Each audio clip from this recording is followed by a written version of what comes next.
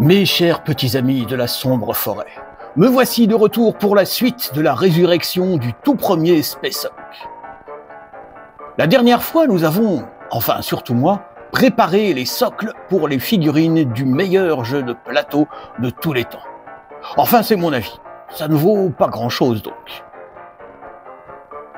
Et ce soir, dans cet épisode, je vais réaliser, sous l'œil de cette caméra, la cérémonie qui va faire apparaître les restes d'un Space Hulk de 1989 sur cette table. Vous en serez témoins, chers petits amis de la sombre forêt. Et si vous voulez réaliser cet amusant protocole chez vous, vous aurez besoin de une tasse de sel que vous ferez bénir par un prêtre, pour vous protéger au cas où ça tourne mal. Bon, j'ai pas de prêtre sous la main, donc j'ai improvisé comme je pouvais. Une cuillère à café de paprika fumé, une cuillère de curry, une cuillère de cumin en poudre, une pincée de cannelle, un peu de sauce algérienne, peu importe la marque, la relique d'un saint, j'utiliserai ici une clavicule de Sainte Fernande, enfin c'est ce qu'on m'a dit, ça ressemble quand même pas mal à un os de poulet, mais passons, on verra bien. Une idole de dévotion consacrée à Hulk. Inutile de vous expliquer pourquoi. Une poignée de socles de la dernière fois. Voilà. Et une bougie cérémoniale. Alors pourquoi toutes ces épices, me demanderez-vous? Eh bien, en anglais, épice se dit spice. Ce qui, vous en conviendrez avec moi, ressemble pas mal à space, l'espace. Surtout quand on le prononce mal. C'est donc pour ça, pour faire référence à l'espace. Et inversement, si vous me suivez. Ok? C'est des trucs, ça, c'est tout bête, c'est tout simple. Allez, on enchaîne. J'allume la bougie.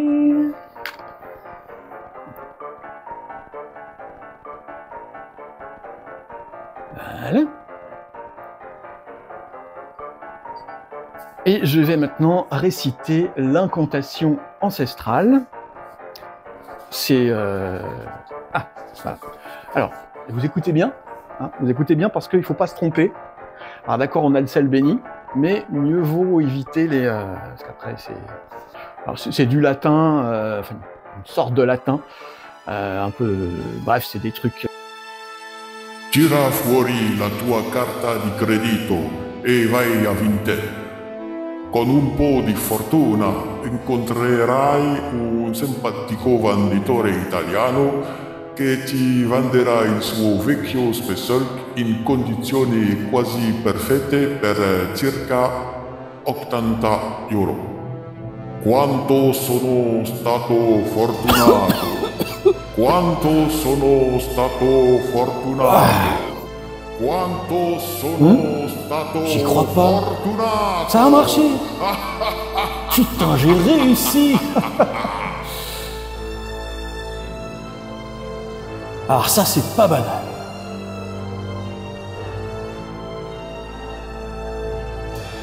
Quand je pense qu'à un moment, j'ai douté du sel de Guérande, Reflet de France de chez Carrefour. Merci Sainte Fernande pour ta clavicule. Et je ne parle pas du paprika fumé. Bon, ben, on ouvre.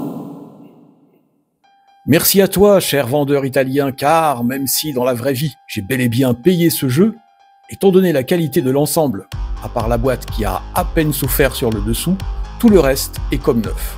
Et un Space Hulk de 1989, dont même les socles ne sont pas détachés de leur grappe, tu aurais pu en demander 4 fois le prix. Bon, je n'aurais clairement pas acheté si ça avait été le cas, mais tu aurais pu. Comme convenu avec toi, si tu passes par chez moi, je t'offre 2 bières. Par contre, j'espère que tu parles un peu français ou anglais parce que perso, hélas, je ne parle pas italien. À l'intérieur de la boîte, c'est le même constat. Les pièces du plateau, les pions, les livrets de règles et celui des missions semblent ne jamais avoir été utilisés. C'est incroyable. Vous connaissez l'effet Madeleine de Proust ? C'est exactement ce que je ressens quand je vois toutes ces petites pièces de carton et de plastique bien rangées dans leurs sachets respectifs. C'est ce qui se passe en moi quand je regarde les pubs des illustrations qui décorent la boîte. Alors, pour celles et ceux qui regarderaient cette vidéo et qui ne sauraient toujours pas de quoi je parle, Space Hulk, qu'est-ce que c'est? Lou Ferrigno qui marche sur la Lune? Une danse venue d'Amérique? Une recette pakistanaise? Non.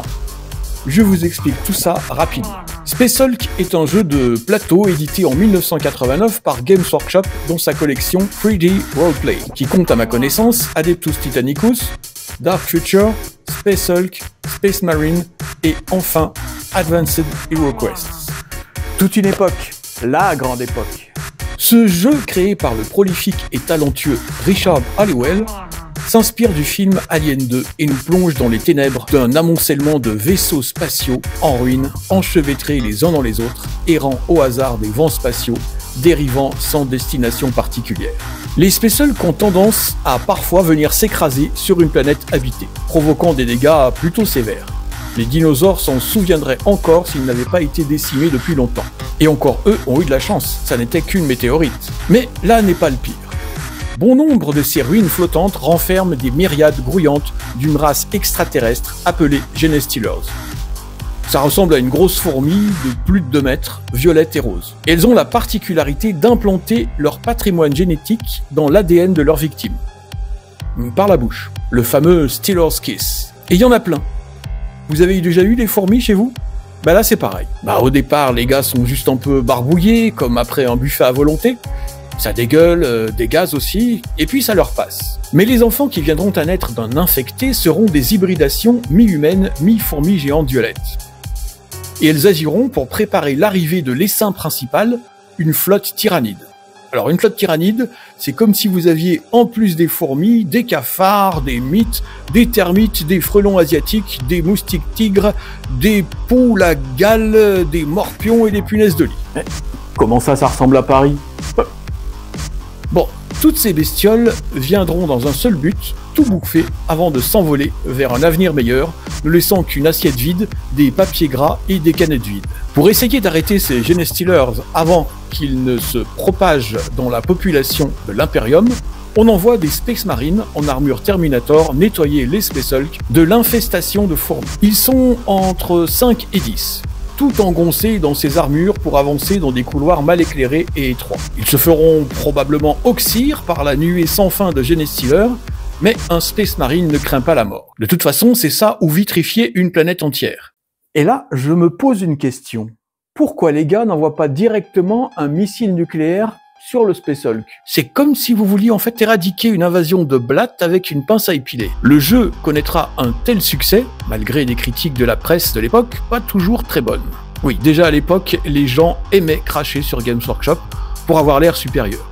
Ça ne date pas d'hier. Un tel succès, disais-je, qu'il reverra le jour sous une seconde édition en 1992. C'est pas du tout ça. C'est marqué 1996 sur la boîte. Ça passe à une vitesse. Avec les mêmes Genestealers, mais de tout nouveaux Terminator, plus svelte et plus beau. Les règles seront presque identiques à quelques détails près, le matériel sera plus coloré, plus réaliste, bien que très propre pour représenter des vaisseaux délabrés et sombres. Enfin, les années 2000 connaîtront une version deluxe avec des Terminator et des Stealers complètement resculptés et la technologie du moulage plastique ayant énormément évolué, avec des poses très dynamiques et des détails incroyables. Tout comme son prix. Alors pourquoi ce jeu est-il pour moi le meilleur jeu de plateau jamais sorti? Un bon jeu doit avoir des règles simples, faciles à comprendre et à mettre en œuvre.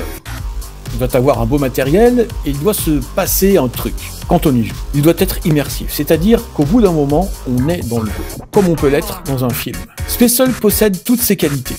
Le joueur des Terminator ressentira un stress grandissant au fur et à mesure que la mission avance. Il essuiera de lourdes pertes car ses ennemis, les Genestealers, sont plus forts et plus nombreux. Ajoutez à ça des armes pas très fiables et un temps d'action limité et vous avez une petite idée du côté angoissant du truc. Le joueur Genestealer, quant à lui, jouera au chat et à la souris. Il devra empêcher les Terminators d'achever leurs différentes missions. Il a le temps et le nombre pour lui et part avec un très gros avantage. Quand vous gagnez avec les Terminators, vous pouvez être fier de vous. Bon, voilà pour les néophytes, j'espère que ça vous a donné envie de découvrir Space Hulk. Vous aurez certainement la possibilité d'essayer ça chez un pote ou d'en trouver une copie en occasion. Alors attention quand même, au tarif, hein, ça n'est que du carton et du plastique, ça ne se mange pas et ça n'est pas de l'or. Soyez raisonnable. Et puis, un grand merci à toi Julien pour m'avoir offert tes Terminators du premier Space Hulk plus ceux du second Space Hulk. C'est juste énorme, merci à toi. Voilà, cœur avec les doigts. Et puis on se revoit très bientôt pour une petite partie. Et bien voilà, mes chers petits amis de la sombre forêt, c'est tout pour aujourd'hui, la suite est pour bientôt. Il va falloir peindre toutes ces figurines et je commencerai par les Terminators. Regardez comme ils sont mignons, tout dodus. Je les adore. C'est paradoxal, ce sont à la fois les Terminators les plus laids jamais sortis, et en même temps, ce sont les plus beaux. Bon, on va te rendre présentable. Oui, tes copains aussi, bien sûr.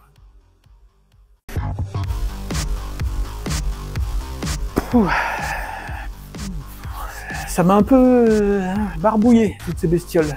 Ouais, un peu la gerbe, moi.